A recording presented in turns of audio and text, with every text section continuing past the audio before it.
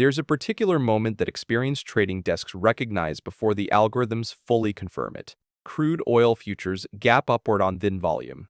Not gradually, not as part of an established trend, but in the kind of vertical move that signals something structural has shifted while most markets were closed. In early 2026, that moment arrived when Iranian military action near the Strait of Hormuz, targeting tanker traffic through one of the most consequential maritime choke points on the planet, began circulating before Asian equity markets had opened for the week. By the time London started pricing it, Brent crude had risen between 7 and 10%.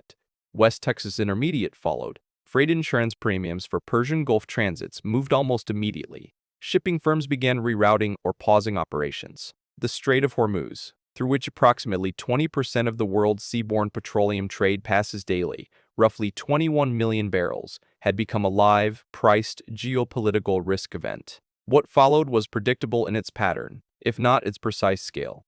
Equity futures turned negative. Volatility indices spiked.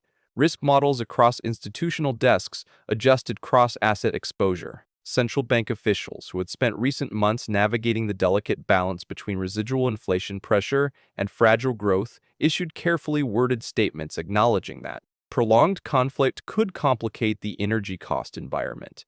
Calibrated language designed to signal awareness without committing to policy response. And in precious metals, gold moved, rising a few percent in the sessions following the initial disruption. Not dramatically, not decisively, modestly, with mixed signals relative to oil's far sharper move. That modest gold rise, filtered through retail trading platforms and financial media running phrases like, "The 1973 playbook says, buy gold now," triggered an interpretive leap that this analysis exists to anatomize. The leap runs as follows. Oil has spiked because of a geopolitical disruption. Inflation will follow, and gold is the natural beneficiary. Therefore, buy aggressively and immediately. That reasoning is not irrational on its surface, but it is historically and mechanically incomplete. And incompleteness, applied with capital at risk, produces outcomes that the popular narrative about 1973 consistently conceals. To reconstruct 1973 correctly, you must begin not with the oil embargo, but with what had already occurred to the global monetary architecture before the Yom Kippur War started.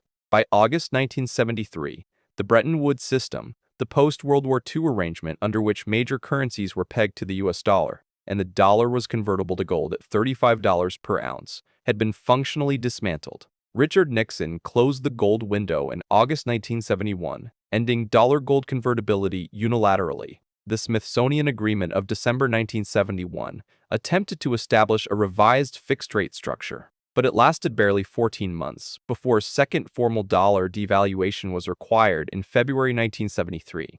By March 1973, the major economies had abandoned fixed exchange rates entirely, shifting to a floating regime with no established credibility anchor, administered by central banks whose institutional independence from political pressure was structurally weaker than their modern counterparts. Gold had already begun moving inside this environment. From $35 at the closure of the gold window in 1971, it reached approximately $64 by early 1973 and accelerated further as dollar devaluations compounded the monetary dislocation. By August 1973, 2 full months before the Yom Kippur War, gold was trading between $100 and $130 per ounce. A substantial portion of the initial structural move had already occurred before the oil shock materialized. The Yom Kippur War began on October 6, 1973, when Egyptian and Syrian forces launched a coordinated assault across the Suez Canal and the Golan Heights. The United States moved to resupply Israeli forces. On October 17, OPEC's Arab members announced an oil embargo targeting nations supporting Israel, most directly the United States and the Netherlands, while simultaneously cutting production by 5%, with further monthly reductions threatened. The price effect was rapid and severe.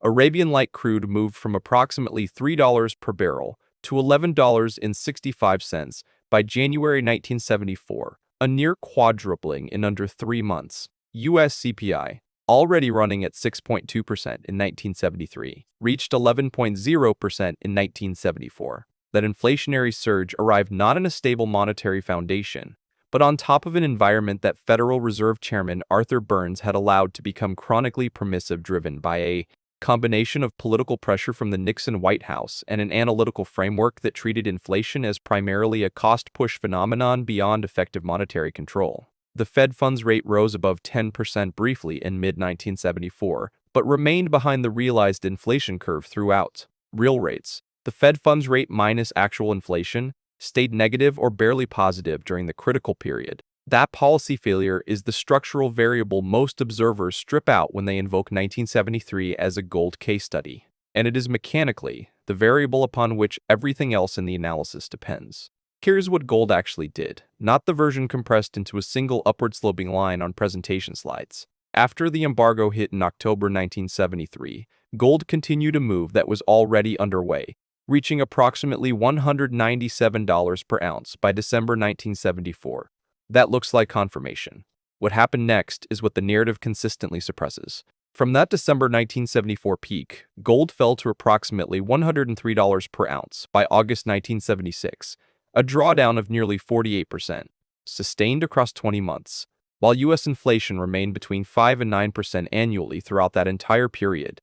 Investors who had bought into the oil shock narrative in late 1974 were not protected from inflation. They were sitting on a position that had nearly halved in nominal value, while inflation simultaneously eroded their broader purchasing power from the other direction.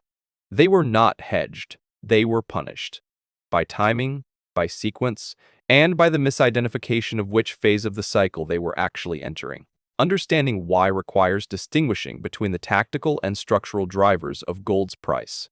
Tactically, gold responds to fear, dollar weakness, and safe haven demand during uncertainty. These forces drive moves measured in days to weeks. Structurally, gold's multi-year re-ratings are driven by real interest rates, specifically, by the relationship between nominal rates and inflation that determines whether competing assets offer a meaningful real return. When real yields are positive, cash and government bonds deliver something above inflation. The opportunity cost of holding gold, which yields nothing, is real and meaningful. When real yields turn negative, that opportunity cost inverts. A government bond after inflation is delivering a guaranteed real loss. Gold's relative attractiveness rises not because it is changed, but because the monetary system has repriced every alternative downward in real terms. In 1973, the initial oil shock created inflationary pressure, but the policy response, inadequate, delayed, and politically constrained, failed to anchor inflation expectations before they became self-reinforcing. Workers demanded higher wages in anticipation of higher prices. Businesses raised prices accordingly. Wages rose further. The cycle embedded itself across years, not months. Burns did not interrupt it with credible tightening. His successor, William Miller, who took the Fed chair in early 1978, provided no credibility restoration. The dollar lost approximately 15% of its trade-weighted value between 1976 and 1979. Real yields drifted deeply negative and remained there. Gold's actual bull market, the move from $103 in August 1976 to $850 in January 1980, an eightfold move across less than 4 years, did not run primarily on oil. Oil had already quadrupled by early 1974. And the next comparable energy shock didn't arrive until the Iranian Revolution in 1979. The move ran on monetary regime failure, on deeply negative real yields, on compounding dollar weakness, on a Federal Reserve that had demonstrated, across nearly a decade of policy decisions, that it would not defend the real value of the currency it issued. Paul Volcker arrived in August 1979 to institutionally reverse that trajectory. But the damage was already priced into gold's historic run. The engine of that bull market was not the oil price. It was the extended failure of monetary policy to defend the conditions under which competing assets offered positive real returns. Now consider the 2026 context with that framework, rather than the narrative one. When Hormuz disruption sent oil sharply higher in early 2026, institutional desks were not processing that signal monolithically. Commodity desks were repricing energy supply risk across a compressed time horizon. The probability and duration of a physical disruption to tanker routes, measured in weeks to months. Macro desks were running a slower conditional analysis. Would this shock transmit into sustained realized inflation? Was the Federal Reserve operationally constrained by debt service pressures, growth fragility, or political dynamics?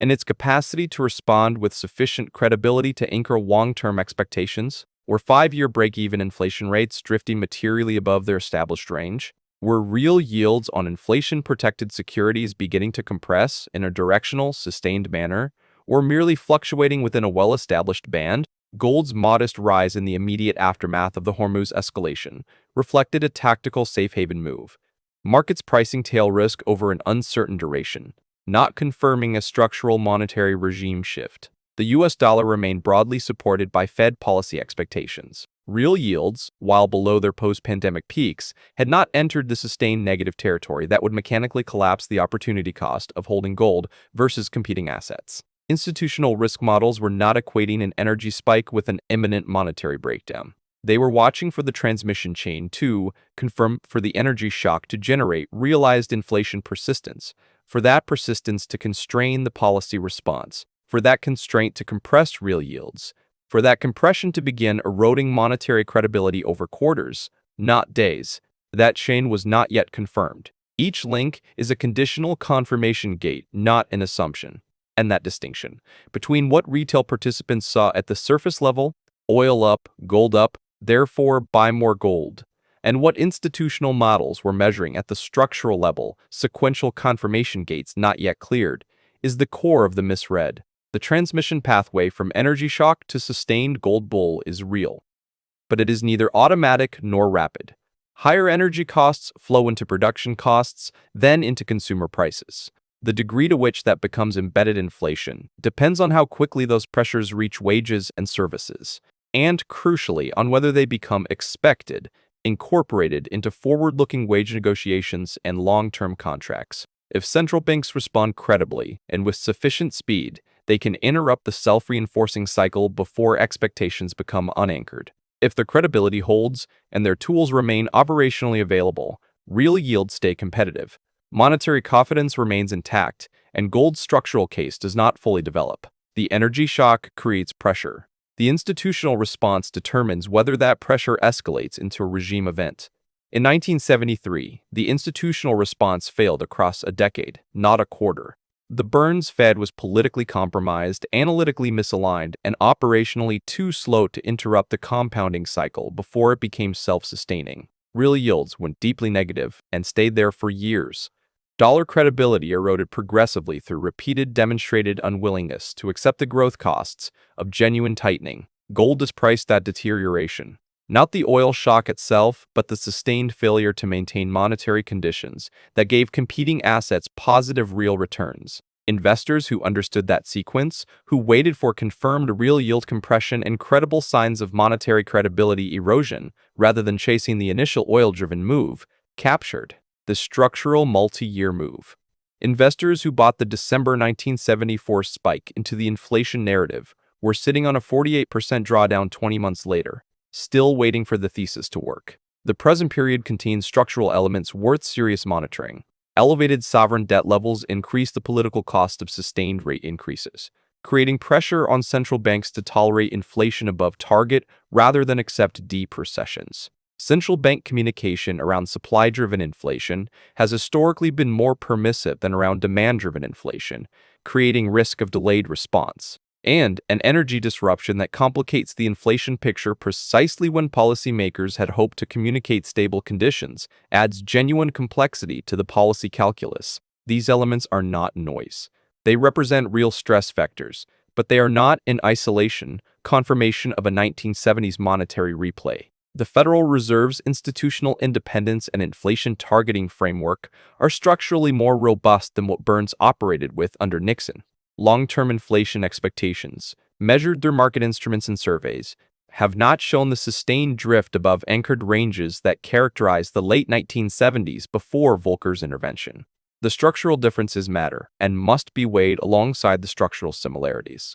What 1973 ultimately teaches is the distinction between a driver and a symptom accelerant. The oil shock was not the driver of gold's historic bull market. It was a symptom accelerant. It exposed and amplified vulnerabilities in a monetary system that had already lost its anchor, and it tested an institutional response that proved inadequate across years. The driver was extended monetary policy failure to defend real returns. If the current period produces a similar institutional failure sequence, if the Hormuz disruption proves sustained enough to generate persistent inflation, If that persistence proves difficult to anchor without unacceptable economic costs, and if real yields consequently turn structurally negative and remain there, then the conditions for a genuine sustained gold move will have confirmed themselves through the sequence. Until that sequence confirms link by link, the energy spike remains a catalyst without structural follow-through. Gold's initial response to a Hormuz disruption is understandable and mechanically coherent as a tactical risk premium adjustment. As a signal of structural monetary breakdown, it is premature absent confirmation of what comes next in the chain. The investor who watches sequence rather than reacts to headline is not being passive. They are being precise. The shock initiates. The policy response reveals. The real yield environment confirms. The monetary credibility assessment determines sustainability. That chain, in the order it actually runs, not the order that feels intuitive, is the only reliable framework for distinguishing between a gold spike that corrects in 20 months and a gold bull that runs for 4 years. In 1973, those who missed the sequence were in London 2 years later, watching $197 become $103, wondering what they had misread. They had read the headline correctly. They had misread the mechanism behind it. And in financial markets at scale, the difference between those two things is not semantic. It is the entire outcome.